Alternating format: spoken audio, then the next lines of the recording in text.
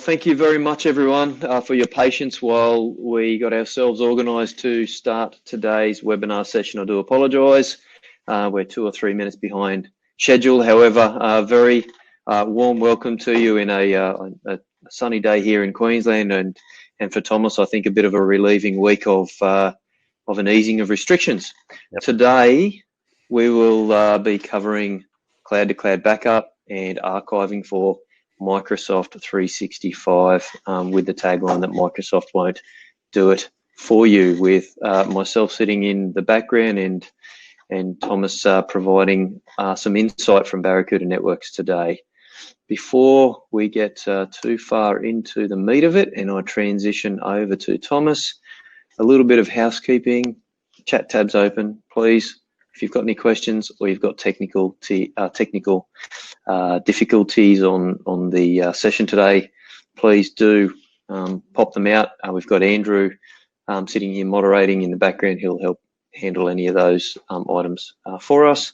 We do have Q&A at the end of the presentation. However, in the essence of trying to keep this some interactive, if you have questions, please ask your questions on the way through, and I will do my best to get them out to Thomas in a timely fashion so he can answer them on the fly. This session is being recorded, so if you have segments of it that you'd like to watch or listen to later, you can.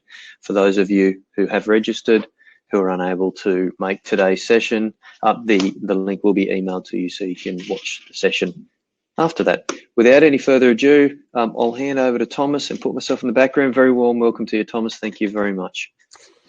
No worries, thanks, Dean. Let me just share my screens. All right, just want to check if that's coming through okay. I've got it. It looks perfect for me. Thank you very much. If anyone's got any lag, send through a chat signal and we'll get it sorted best we can. But otherwise, over to you, Thomas. Awesome. Yeah, thanks for the introduction. Thanks for the opportunity to jump on and talk to you guys all today. So as sort of we've just mentioned, we're going to go through a bit about backup and archiving in 365, which is a pretty important area to consider, whether you're already utilizing 365 or you're planning to move there in the near future. So I'm going to first quickly cover off who Barracuda is and a little bit about us, just in case we're unfamiliar. Then discuss sort of what's on offer with 365 in the backup and archiving space, and some pretty important things to consider about their built-in offerings and how we can improve on what they have to offer. And yeah, as I've got a fair bit to sort of talk through today, but yeah, feel free to ask questions along the way and sort of break up me just talking to you guys. The more interactive, the sort of better these sort of things are. Yeah, so who is Barracuda? So we started out roughly 20 odd years ago providing email security solutions with one of the first sort of spam filtering gateways in the world. And then from there grew to one of the top email security vendors in the world. Today we provide security and data protection solutions. Over 150,000 customers worldwide. These range from very small organizations to very large organizations spanning pretty much every major industry sector or vertical. Headquartered out of Silicon Valley, but we are a global company. We've got offices and partners all over the world, including all up the East Coast in Australia and across New Zealand as well. Got pretty heavy investment in security, including integration with all the major public cloud platforms and providers. And that includes our email security products with full support in those environments as well. So most of our products, they can be deployed as either on-premise appliances, virtual appliances, or in Amazon AWS, Microsoft Azure 365, as we'll talk about today. And then more recently, some stuff in GCP or Google Cloud, or they're just generally SaaS products and services that we offer. So today's topic, 365. So I suppose the past, few years, 2, 3, 4 years, we're all well aware that we've seen huge volumes of organisations, particularly in ANZ, moving to cloud services for email and collaboration. With around 80% or so of those choosing Microsoft 365 as their preferred platform to do this on. Now, COVID's obviously caused all sorts of upset and has made this trend accelerate at an enormous rate. With the active users on the screen here, in 365, almost doubling in the space of just a month, which is unbelievable. And we've all seen that interesting meme, going around that says, what caused the digital transformation of your company? It's got like your CEO, your CIO, and then it's got COVID-19, which is all too true, yeah. But unfortunately, many people have had to make this rapid shift and chosen to do it without sort of sufficient consideration towards, email protection and just general data protection once they start to utilize some of these platforms. Now, email protection in general, it's not just about security. There's a pretty broad range of threats to deal with in that space. And there is a layered approach that's required towards security and protection, particularly with email. And Barracuda is all too aware of this and all of the gotchas sort of within Microsoft's 365 world and its associated threat landscape. And we do offer a complete email protection stack, including a bunch of unique forensics and response tools in there as well to deal with problems if they do, sort of get through to the environment. So today we're going to look at compliance and e-discovery and, the ability to always locate the detailed data you need, both quickly and with confidence, along with our resiliency layer, so cloud backup, the ability and capacity to recover from difficulties such as malicious data loss or even accidental data loss. Now, while I suppose archives as such aren't really often considered part of security, secure archives really can be vital for a lot of compliance reasons for businesses. Now, Barracuda extends Office 365's built-in tools out to a true journaled archive, which we'll get through today. And yeah, backup as well can be a bit of a dry topic sometimes, but the likes of ransomware and malicious deletion, unintentional deletion of data, having that backup there really does add some security and redundancy to your environment. All right, Thomas. While we're there, before we go too much, let's get the elephant out. Backup and archive. Mm-hmm. All right. Clean the slate. What's the difference? Why do you need backup and why do you need archive? How are they different? And you're right, Microsoft. Oh, sorry. I'm going to presume Microsoft isn't going to do either for you. That's absolutely correct. And it's funny you ask that question right now, Dean, because that's exactly what my next two slides are about. So backup versus archive, right? Now, yeah, people often actually talk about archive like it's a backup service, but yeah, backups and archives serve a very different purpose. Now, backups and archives, yeah, realistically, both store copies of data, from your production environment, but the use cases for each are very different, which really means that solutions that are different are appropriate, for each. Now, backup enables recovery from a situation where, you've lost data or it's become corrupted or for however reasons become inaccessible. So it's primarily a safeguard to facilitate data recovery. It's a system that provides a point-in-time recovery from many revisions of your production data, right? Archiving, on the other hand, these are there for us to find the data we need, regardless of what our employees or our students or our staff have done with this data after they've received it. So an archive is primarily to enable compliance with legal and business data retention policies for whatever vertical you're working in, as well as supporting e-discovery requests.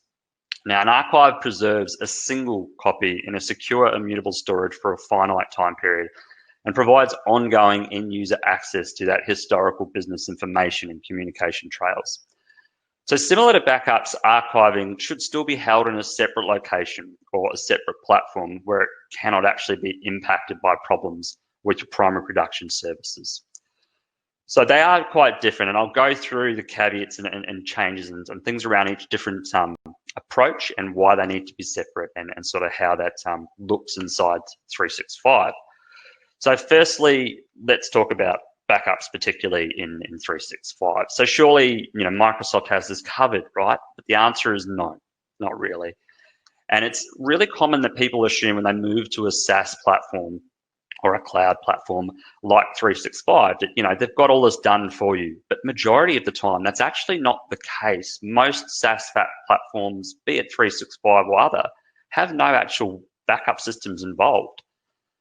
Now, to better understand 365's backups, so the SaaS providers got lines in their product descriptions, as per what's on screen here, pertaining to the fact that they do not have backups as such. So take Exchange Online straight from the horse's mouth and out of Microsoft's documentation. Point-in-time restoration of mailbox items is out of scope of the Exchange Online service, which is why Microsoft also recommends in their service agreements to the use of third-party backup solutions to secure your data.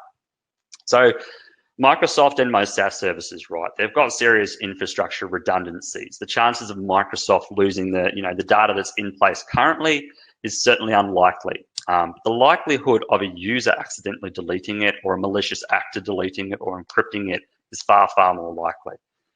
Now, data in 365 is replicated and copied across redundant servers in separate geos. However, any sort of restoration of inadvertently hard deleted items inside those environments is a completely manual process from Microsoft.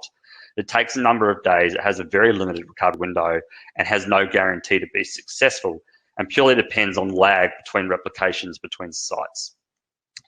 Now, Barracuda's offsite cloud-to-cloud backup, however, solves those issues with unlimited data retention, long-term retention periods, storage, and the ability to restore it as it was from a particular point in time. Now, in terms of what is actually provided inside the 365 service, there's litigation hold, there's legal hold. These vary depending on plans. Now, Microsoft have a default maximum retention period across different products for their data. So 365 deleted email, for example, maximum of 30 days. Now, as I mentioned earlier, Microsoft do specifically state on the website the point-in-time recovery is out of scope of the service and that after 30 days, the data is gone and cannot be recovered.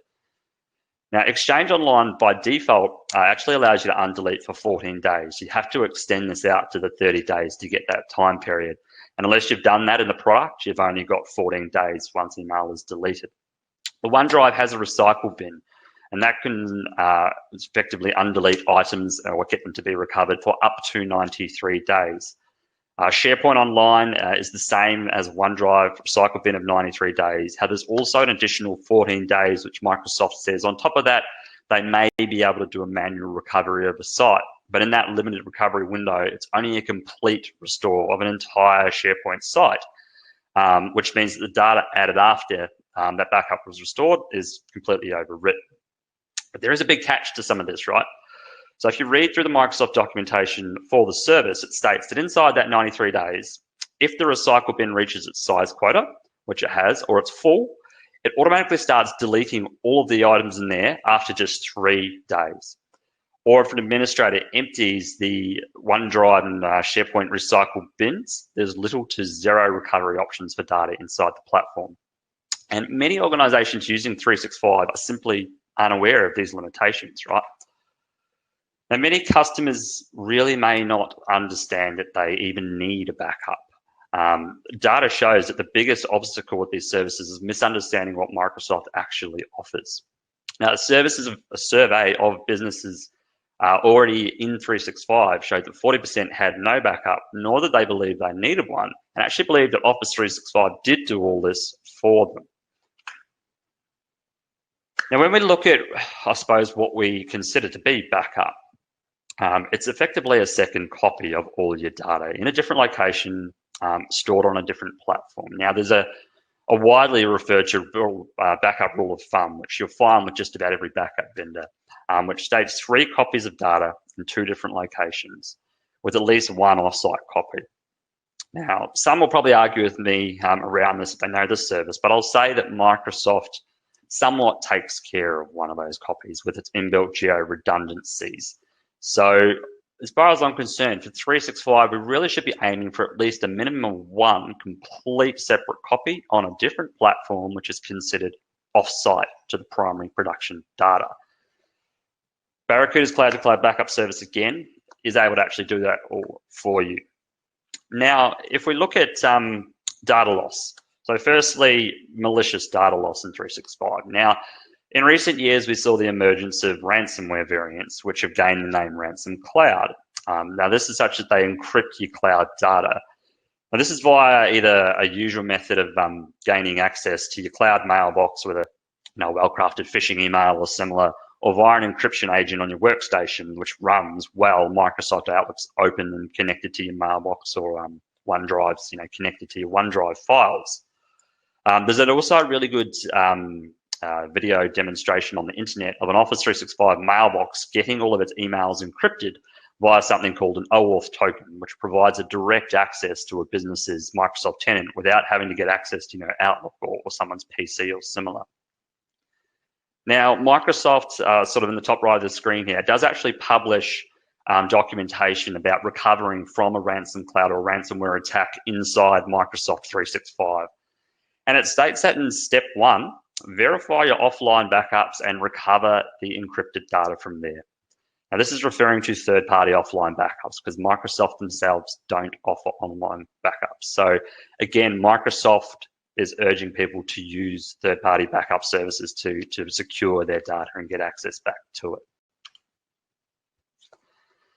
And now accidental loss as well. So in many surveys, you'll really find a common thread that pretty much the #1 cause of data loss in a SaaS deployment, such as Microsoft 365, is actually accidental data deletion. Now, this happens in a number of different ways. So misconfigured retention policies in 365, these can be deleting emails that are older than 3 years, which I've seen happen. And this thing there is because they're old emails, you're not really referring to them as often. So you generally don't notice the problem until well down the track and the emails are gone. There's also, administrator intentional or even malicious deletion. People with administrator access to a 365 service deleted an entire user account, all its associated emails. Perhaps they left the business or what have you 3 or 6 months down the road. The business realized they needed information that's in that mailbox being sent in and out. Again, too bad. It's completely gone for good.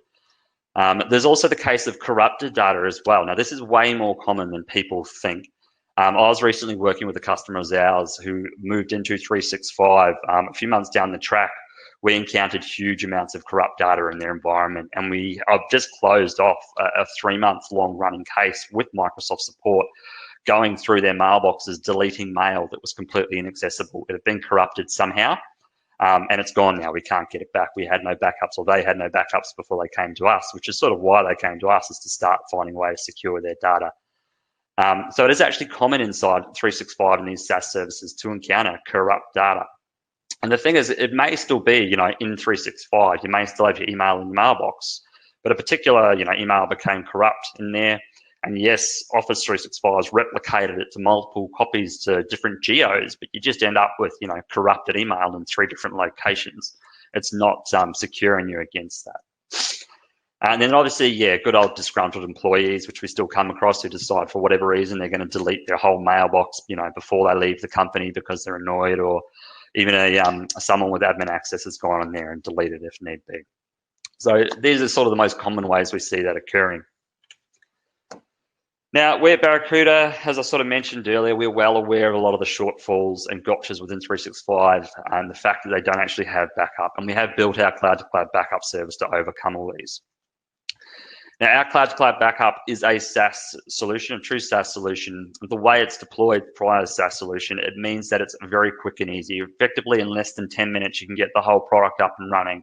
No ongoing management such as software updates or extra storage or operating systems, so to maintain, to keep it going. We take care of that for you.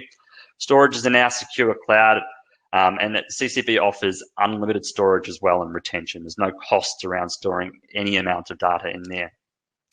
And realistically, applications as well, if they start in the cloud like Office 365, they really should stay in the cloud for efficiency's sake, as opposed to trying to pull that data back on premise to back it up.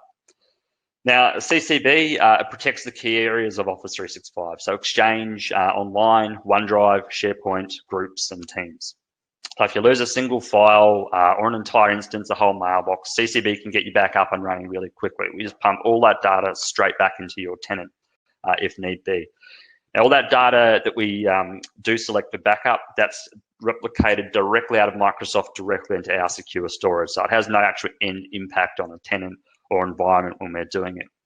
You can configure schedules in there for automatic backups, start backups manually whenever needed if you want to. And we also provide completely configurable retention periods, including the ability to retain data forever if need be, point-in-time recoveries, comprehensive reporting, there's audit logs in there, and data statistics as well. Now, understand by default in there, we auto retain all data we back up forever. There is also deduplication and compression technologies built in there. That just helps sort of optimize our storage efficiency and shorten some of our backup and restore windows. And very importantly, the licensing in there is based on the number of active staff in your business. So only license the number of people in your business, which includes shared boxes, old staff mailboxes. They effectively are irrelevant. We just look at the active headcount in your business. So you can keep all of your historic backups with us while the service is active, all as part of the cost as well. Why is my slide not changing? There we go. Yeah, so backups to suit your environment. Realistically, for a lot of businesses, backups do become the last line of defense, when something happens inside one of their production environments.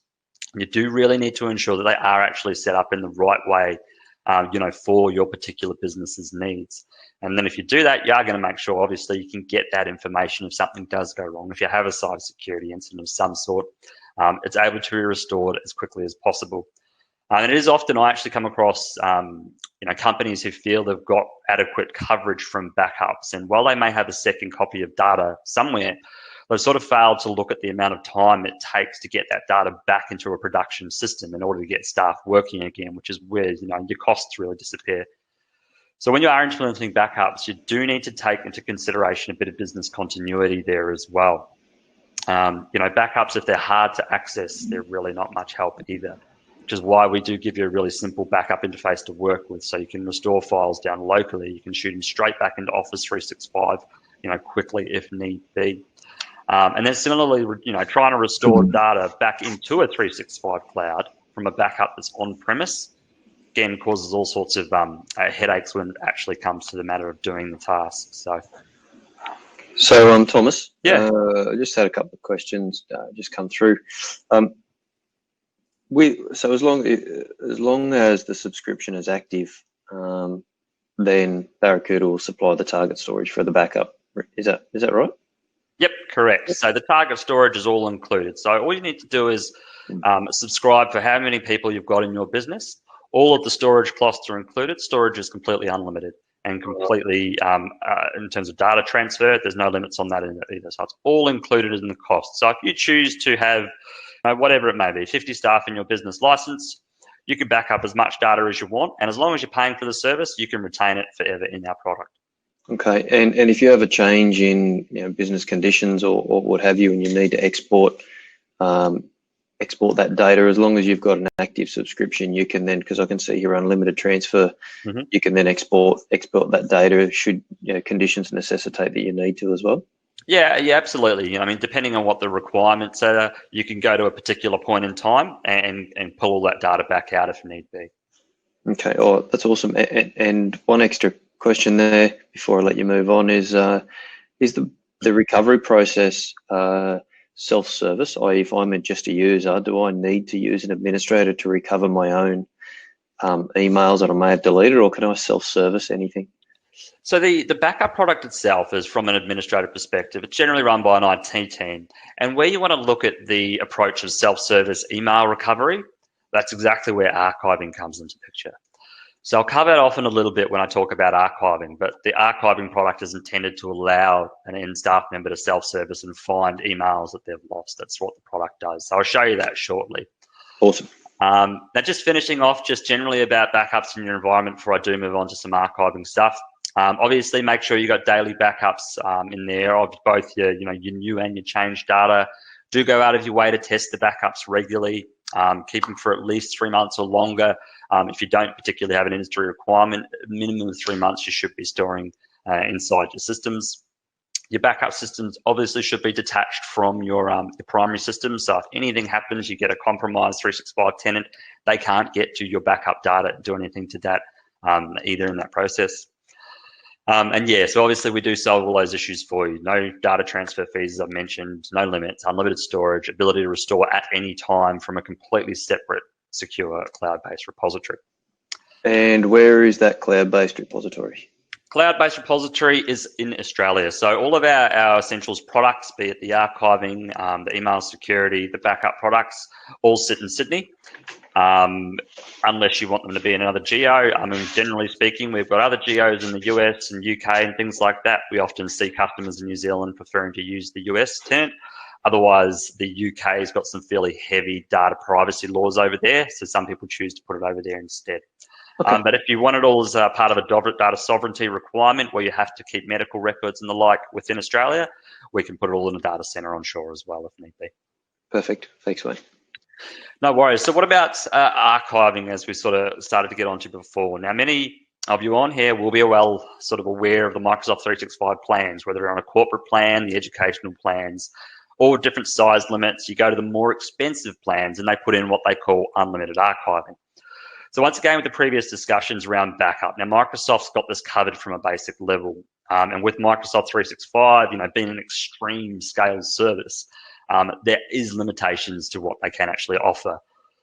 The data within 365 does use some, confusing and overlapping processes and systems to actually secure against data, modification, deletion. If you're not aware of these, they can cause a lot of problems. Now, retention policies for email inside Office 365 are limited to just age and location first. They don't really provide a lot of flexibility and granularity that a lot of organizations who come to us do actually require to align with their compliance requirements, such as rules pertaining to the content of emails, not just how old they are. Microsoft also got actual differing policies and different actions for soft deleted data, depending on the types of holds that you apply and put in there. If you've got an in-place hold, an e-discovery hold, or a legal hold, these all have different outcomes depending on how they're being used. So what's on offer? I mean, there's no separation of archived data and operational data, firstly, in Office 365. Instead, the data actually coexists with more transient data. Now that contrasts with the general sort of third-party solutions that take the accepted best practice approach to say that retaining a completely separate immutable copy of every email outside the environment is what should actually be done.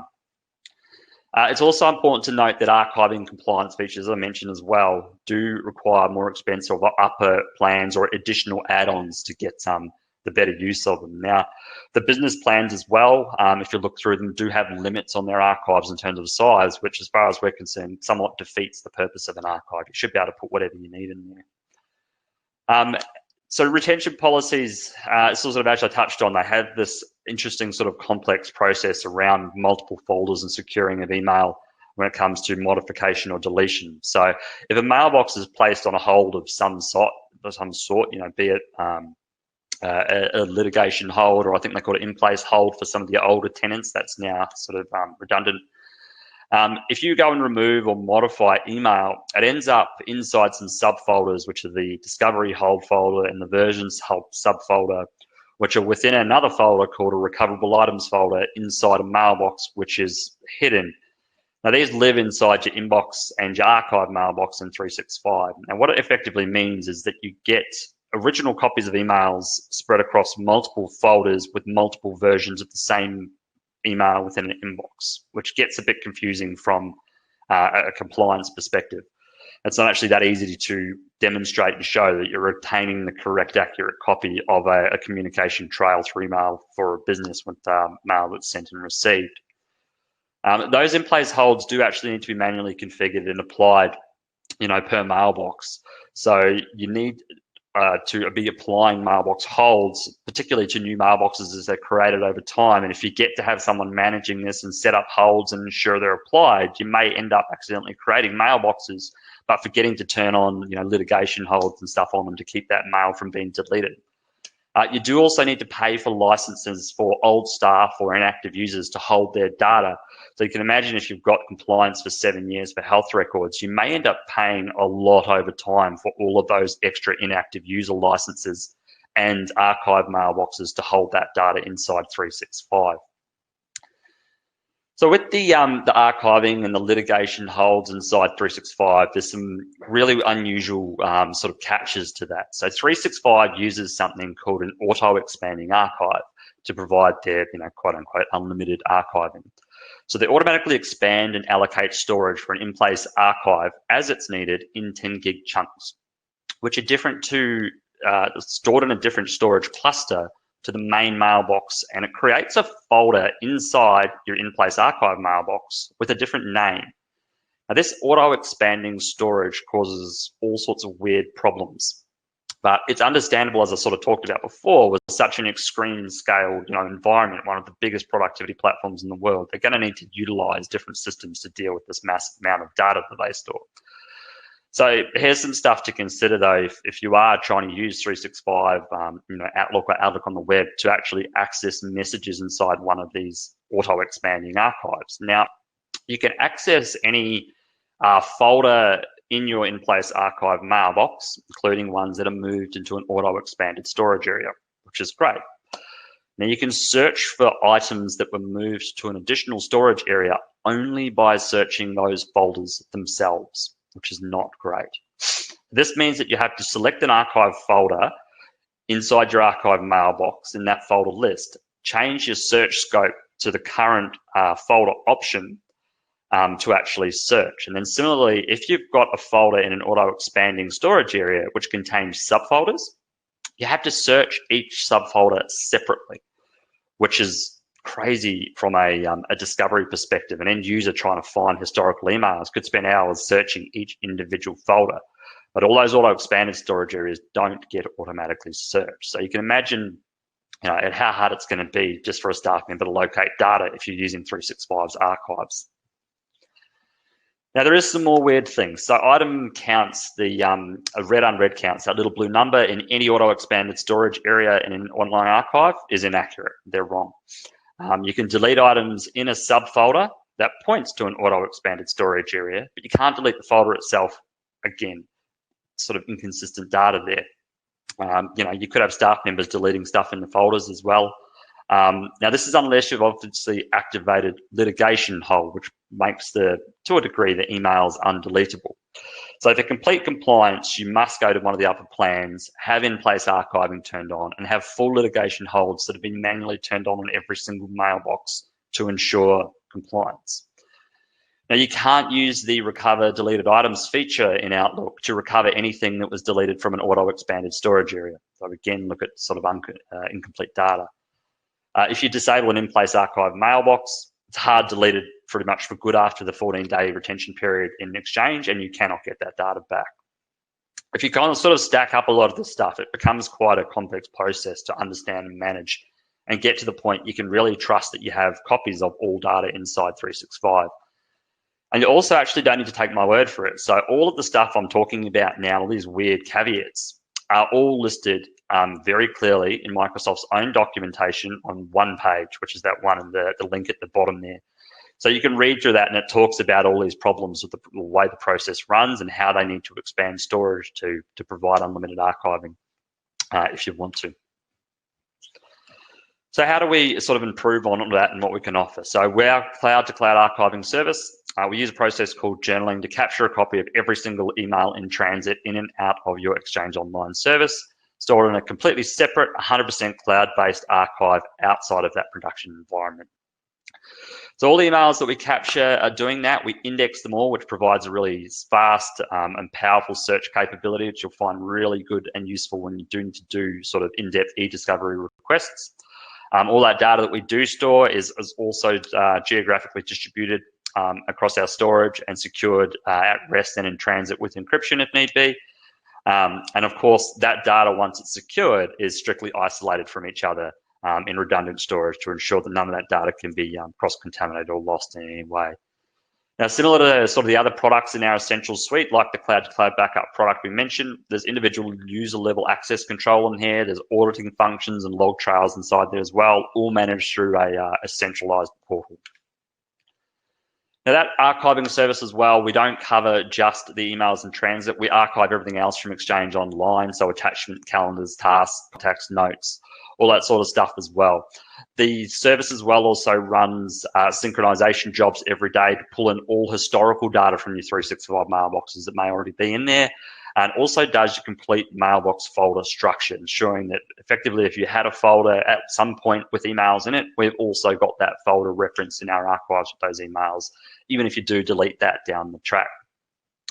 So unlike 365, you're not going to end up in our archives with unusual dated folder names added by the auto-expanding archive system in 365. And again, like 365's, users cannot just go and delete emails from their archive. This can only be done through archiving by an administrator through data retention policies, which keeps everything by default forever, just like the backups. So if you have a staff member who ever sent or received an emails, you can trust that we will also have a copy of that inside our archiving service, regardless of what they did to it after they received it. There's also no sort of searching of subfolders inside our archiving to try and find your emails in your archiving like 365. Just like the backup, there's absolutely no storage limits. There's none of the default 14 or 30-day retention limits and periods in there either. So all of the sort of problems businesses are going to face if they're going to use the 365 service on offer are overcome with Barracuda's cloud-to-cloud archive. And we also base this one in terms of licensing on the current active staff in the business. So you're not going to be paying ongoing and active user licenses just to retain your historic communication data. That's pretty cool. So if a contact is modified or deleted, there is still a record of that contact in the archive. Yep. Oh, that's cool. I like it. Thanks. Absolutely.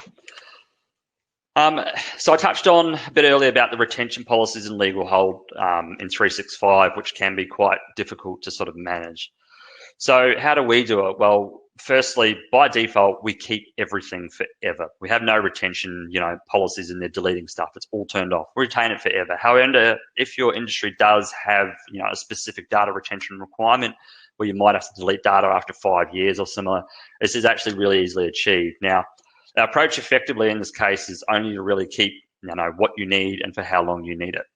The solution does allow you to configure, however, very granular policies for different categories of email and to automate those retention and deletion of that email, not just by time, but by all content of emails also. So whatever it may be, perhaps you need to retain only emails to or from certain departments or only sent and received by the CFO. Achieving that inside our product is very, very easy to do. And now we also have what we call litigation holds inside the product where we can tag and preserve selected data for a tamper-proof archive, for a defined period of time. Now, that data is preserved until our litigation hold expires or is removed. That litigation hold, however, overrides our retention policies instead of like 365 actually being the retention policy. So you need to preserve, selected data while a legal matter or something's dealt with. That's really, really easy to do with us, even if you do have retention policies defined, deleting it every 5 or 7 years or something like that. Now, these sort of capabilities are going to be helping a great deal in demonstrating compliance and dealing with minimizing the legal risks around retaining your data. In terms of e-discovery, so as I mentioned earlier, our archive service indexes all of that data. And thanks to the indexing, they're doing a really sort of complex audit and e-discovery exercise or process is very, very easy and very efficient. So it's all sort of about finding the data you need, finding all of it, finding it really, really fast and accurately.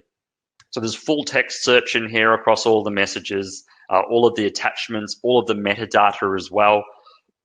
So that we can basically find anything, so including inside attachments on the right documents and things like that. So no matter sort of how complex the request you want to come up with or the data you want to find, there's a stackable Boolean search engine in there, which allows discovery of just the right data. Once we've done that, we can even save those searches. So we can use them in multiple other areas for later use if need be. And it's also, I suppose, when you go and look at storing all of this private data, it is important to have the right control over all of that. And there's a full access and rights control system in there, which can be integrated with Active Directory or Azure AD and 365 directly to make sure you can allocate the right permissions to the right people.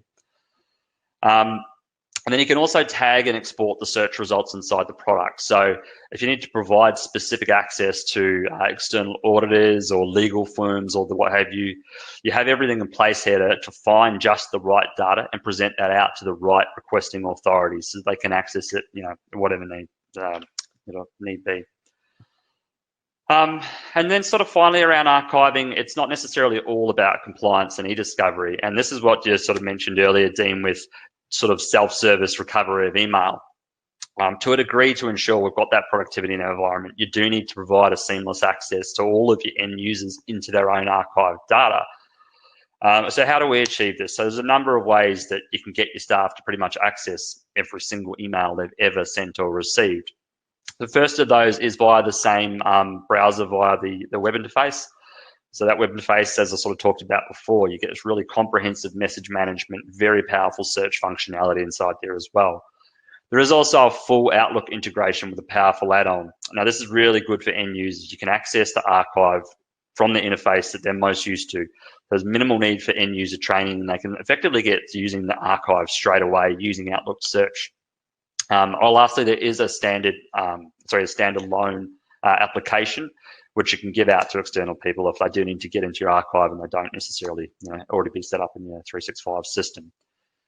Now, as the end users do have this very easy access to get into their own archive data, we do find instead that people stop and tend to go away from using the 365's inbuilt Outlook search functionality and instead start to use our own archiver to provide just day-to-day searches, because the results that come out of our system are faster and more accurate than the return of search data inside Outlook. Many of us would have tried to, I do it often, search something in Outlook and it just hangs and sits there. And you don't get the same result with us. You get a quick, accurate return of the right search results. And that sort of goes the same with the recovery or a single self-service request to find items.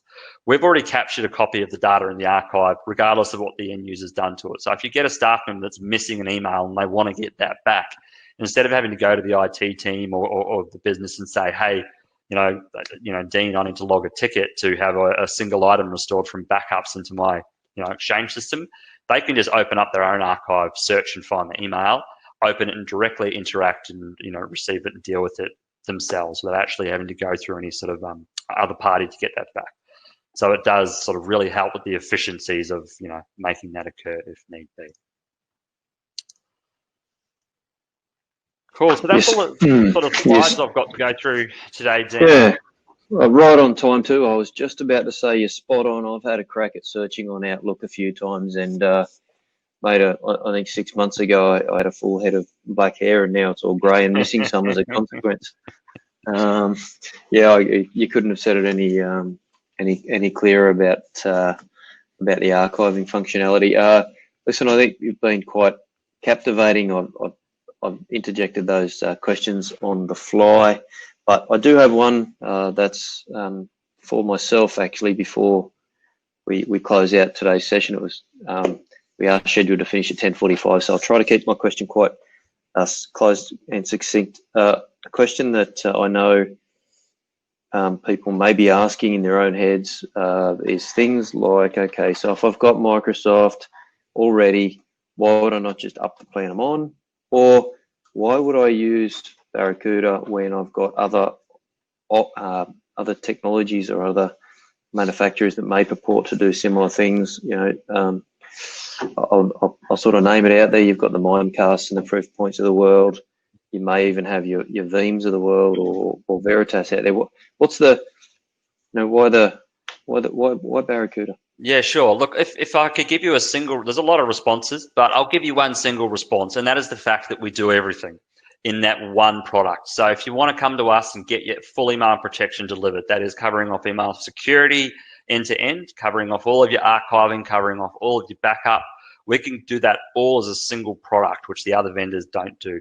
None of them can offer the whole bundle together and a single SKU for you, and we will do that for you, which goes a long way to reducing the overheads and management costs and running of the system. At the end of the day, right, backup is backup. Your backup provider's got your copy of your data, but you don't want to be using backup from this vendor, email from this vendor, archiving from this vendor. It just gets too messy. And we'll do it all as a single product for you. So you've got, you have options where because Barracuda takes it from a security perspective, not a traditional backup perspective alone. Mm-hmm. You've got in your other bundles that incorporate cloud-to-cloud backup and email archiving in the, I call it a plug-and-play style, because there's not a lot of overhead required to actually get it up and running in comparison to some of the others. Mm-hmm. You can do spam filtering. You can absolutely. do advanced threat protection. Yep. Yeah. And you've also got forensics in one of your other bundles as well. Is that right? That includes? Yeah, exactly. So if you go to the full bundle, our total email protection package, we have a forensics and incident response tool in there, which allows you to remediate email threats in your environment. You can hunt and destroy effectively email, be it a threat that's got through, or be it, HR has just accidentally sent personal information to the whole company. We've got response tools which can hunt down all those emails and within under a minute, immediately remove them from everybody's mailbox for you. There's a lot more on offer there in that whole bundle. Oh, that's awesome. So if you start with one, you don't have to rip it all out and replace. You can just add on extra capabilities as you go. Absolutely. Oh, that's awesome. You can pick and choose different components. You can buy it all as one bundle. Doing that obviously gives you a much bigger cost saving if you just package it all up as one. And when you do package it all up as one in our total email protection bundle, you also get a whole heap of cyber awareness training and stuff that can be delivered to the business in there as well. That is absolutely perfect. All right. Look, thank you very much. We're about 3 minutes over. So what I'll do is I'll keep us nice and tight today, and I will just see if I can get us back to the original slide deck that we had there. Get ourselves rolling to finish out. Q&A, we handled it on the way through. Thank you very much, Thomas. I appreciate the time, and a big thank you and shout out on behalf of all the people who've taken time out of their day today to learn a little bit more about cloud-to-cloud backup, archiving, the differences between the two, and what I found particularly interesting was some of the nuances on which Microsoft, in their own little way, encourage people to go out there and use dedicated tools to solve those problems. Yeah, absolutely. Thank you, Thomas. No problem. Thanks, everybody. Okay.